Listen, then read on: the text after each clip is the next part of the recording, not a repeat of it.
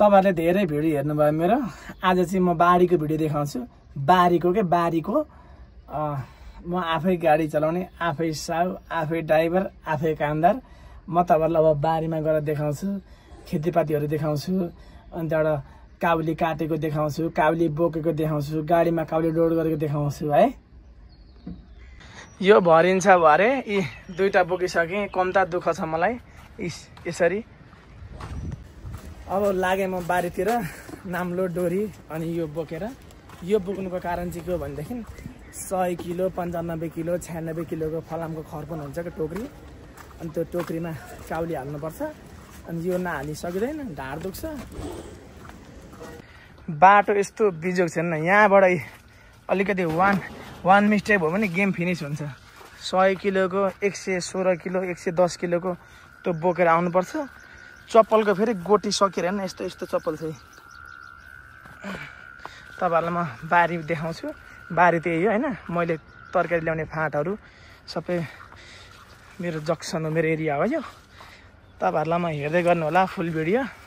म जाँदैछु कसरी लोड गर्ने भनेर त्यो टोकरीमा। लगभग 110 किलो 115 किलो 119 किलोसम्म हाले मेरो किसानले। यस्तो चिप्लो छैन, पानी परेर हेर्ने आउनु लागुमा पर है। ल हेर्नुहोस् आलु खेतीहरू। अब आलु खन्ने बेला पनि भयो।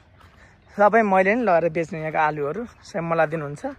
किनभने मैले अब मेरो आफ्नै गाडी छ अनि मैले लान्छु यहाँबाट, सबै मलाई दिनुहुन्छ। मैले धेरै पहिलादेखि लगिरहेको हो।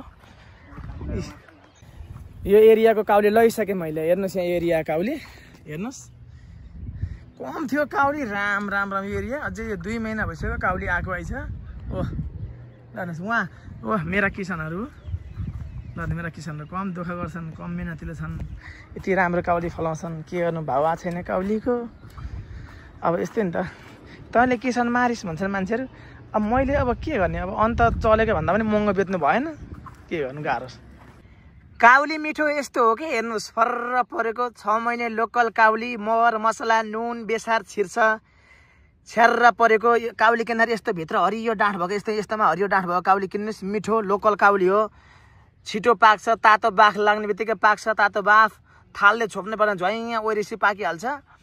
अनि यो काउली चाहिँ जति पेट अगाए पनि मुख आउँदैन, जति खाए पनि मिठो हुन्छ काउली। जे गर्दा पनि सुख छैन हामी व्यापारीलाई। अब अलिकति डाँठ ल्यायो भने डाँठ कति ल्याएको भन्नुहुन्छ, अनि कति पात ल्याएको, पात किन ल्याएको भन्नुहुन्छ। अनि यस्तै नि त, अब एउटा फलामको टोकरी हो हैन। यो टोकरीमा लगभग 97 98 लगभग 100 120 119 सम्म किलो हुन्छ। अनि यो यस्तो के यो फुल छ नि काउलीको फुल, काउलीको फुलमा दाग लाग्छ भन्दा 1-2वटा पत्ता हाल्नु पऱ्यो नि। बुद्धि छैन मान्छेहरूको। कलिलो पत्ता यसो पडक भाँचेर यसो पकाउनु, 2-3वटा पत्ता हाल्दा मिठो हुन्छ नि। दाग लाग्छ भनेर चाहिँ यो फुलको सेपको लागि तपाईँहरूकै लागि मैले चाहिँ यो अलिअलि पत्ता 1-2वटा पत्ता हाले हो कि। कालो हुन्छ नि दाग लाग्यो भने तपाईँहरूले नै किन दाग लाग्यो काउली ल्याएको भन्नुहुन्छ। अनि कोहीले भन्नुहुन्छ होला यो मेरो भिडियो हेरिसक्नु भयो होला हैन, मैले भर्खर बोलेको कुराहरू। अनि यतिमा यत्रो किलो हुन्छ भन्नुहुन्छ होला। म देखाइदिन्छु किलो है। यो घोडा बोकेर अहिले मैले देखाएँ तपाईँहरूलाई नाम्लो, पछाडि काटन हाल्ने, नाम्ला बोकेर लाने हो। म तपाईँहरूलाई ओर देखाइदिन्छु ल। अलिकति मोबाइल ल्याइदिनुहोस् त्यहाँ। हुन्छ हाल्नेले हाल्छन्, राम हाल्नेले हाल्छन् नि। अहिले यति किलो छ हेर्नुहोस्। यो फेरि भिडियोमा देख यसरी 97.4 भनेको लगभग 100 किलो अलिकति पुगेन। हाल्छन् 100 किलोसम्म हुन्छ। ल अब बन्दा हेर्नुहोस्, बन्दा यसरी लोड हुन्छ। हेर्नुहोस् बन्दा गोलो बन्दा छ। हेर्नुहोस् यहाँ मोमो चाउमिनको लागि बेस्ट बन्दा हो। हेर्नुहोस् यहाँ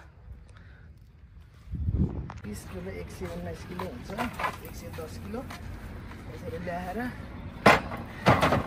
अब गाडी टाढा छ, के अरे गाडी टाढा छ भन्दा गाडी यहाँ छ, बारी अलिक टाढा छ, गाडी जाँदैन म बारीमा।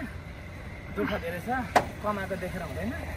आफ्नो वेट भन्दा पनि बेसी त लोडै बोक्नुपर्छ। गाह्रो छ, दुःख धेरै छ। दिनमा 20वटा 25वटा बोक्नुपर्छ। मेरा किसानहरू भत्ता खाइसक्यो। दिदीले दिदी भत्ता खाइसक्नु। दिदी के अरे कतिचोटि भयो भत्ता खाएको? अस्ति 12,000 दियो भने होइन? अति 12,000 दिएर 3 महिनाको कम त दुःख गर्नुहुन्छ यहाँ। मलाई यहाँ कुनै बेला झ्यापक्कै रात म दिउँसै आउँछु बेलैमा आउँछु मलाई रात पराउँछन् आँखा देखुन्जेलसम्म काउली काटे गरे हुन्छन्। अहिले काउली काटिसकेँ मैले लोड गर्दैछु गाडीमा खाली समयमा के गर्ने त भन्दाखेरि खन्न थालिसकेँ। हाम्रो दाई हुनुहुन्छ हाम्रो ह्यान्डसम दाई हाम्रो ह्यान्डसम दाई अहिले कति 28 बर्थडे कहिले हो बर्थडे कहिले हो उहाँ 28 वर्ष हुनुभयो अब 29 मा जाँदै हुनुहुन्छ। के हो यो धुपीको बोर्ड जस्तो के हो लक्ष्मण चाहिँ यो धुपीको बोर्ड जस्तो के हो यो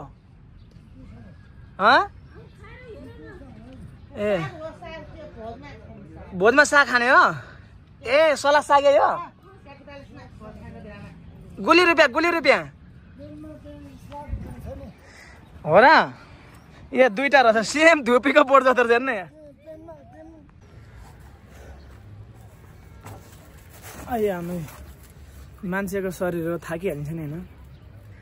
अब लोड गर्दा गर्दै 3 बजे 2 बजेतिर आउँछु लोड गर्दा गर्दै झ्यापैकै साँझ परिहाल्छ अनि पसलमा काउली लान्छु पसलमा आफूलाई कति चाहिन्छ झार्यो अनि बजार बाँडिदिन्छु लगेर गर्दा गर्दै अनि त्यहाँबाट फेरि पसलमा आउनु पर्यो पसलमा नि सामान उठाउँदा गर्दा रातिको 10-11 बन्द खोज्छ अनि बन्द गर्न खोज्यो पहनु 5 रुपियाँको खोर्सानी दिन्न भन्छन् पहनु 5 रुपियाँको काग दिन्न भन्छन् गर्दा गर्दै 10-11 बजी हाल्छ अनि भात खायो यसो मोबाइल सोबाइल हेर्ने पर्यो 12 बज्छ 3 बजे फेरि उठिहाल्नुपर्छ किनभनेदेखि 3-3:30 बजी उठ्नुपर्छ। व्यापारीहरू छिटो लिन आउनुहुन्छ बिहान खाने ग्राहक त ढिलो आउनुहुन्छ व्यापारी चाहिँ छिटो आउनुहुन्छ लिनलाई एकदम गाह्रो छ। 24 घन्टामा लगभग म 24 घन्टामा लगभग 21 घन्टा खटिरहेको हुन्छु म। अहिले हामी सर यहाँ आइपुग्यौँ चाबेलसम्मको यात्रा हो मेरो पसल चाबेल हो।